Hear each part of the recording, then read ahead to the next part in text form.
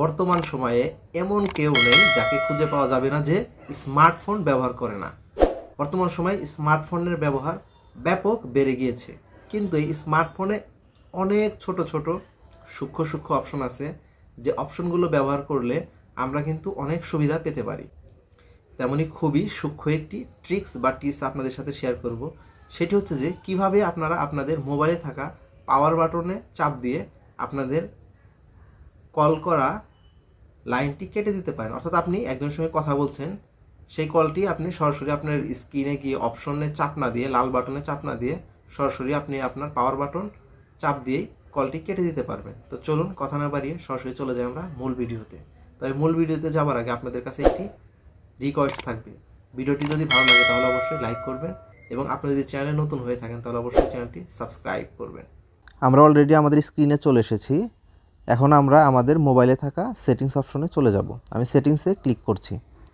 সেটিংসে ক্লিক করার পরে নিচের দিকে স্ক্রল করবেন। নিচের দিকে স্ক্রল করার পরেই দেখতে পাবেন অ্যাক্সেসিবিলিটি, এখানে ক্লিক করবেন। এখানে ক্লিক করার পরে এরকম নতুন একটি ইন্টারফেস চলে আসবে।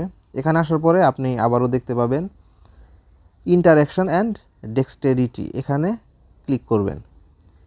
এখানে ক্লিক করার পরে আপনি এরকম নতুন একটি ইন্টারফেস দেখতে পাবেন। এখানে আসার পরে আপনি দেখবেন অ্যানসারিং অ্যান্ড এন্ডিং কলস, এখানে ক্লিক করবেন।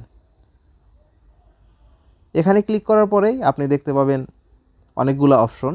আমার এই অপশনটি অন ছিল, তো আমি আপনাদেরকে অফ করে দেখাচ্ছি। প্রেস সাইড কি টু এন্ড কলস, এটাকে যদি আপনি অন করে দেন, অন করার পরে এরকম গ্রিন চিহ্ন হয়ে যাবে। এরকম করে দিলে আপনার ফোনটি প্রেস সাইড কি টু এন্ড কলস এটি অন হয়ে যাবে। অর্থাৎ এটি অন হয়ে যাওয়ার সঙ্গে সঙ্গে আপনার ফোনে যদি কোনো কল আসে, তাহলে আপনি আপনার সাইডে থাকা যে পাওয়ার বাটন আছে এটা চাপ দিলে কলটি কেটে যাবে।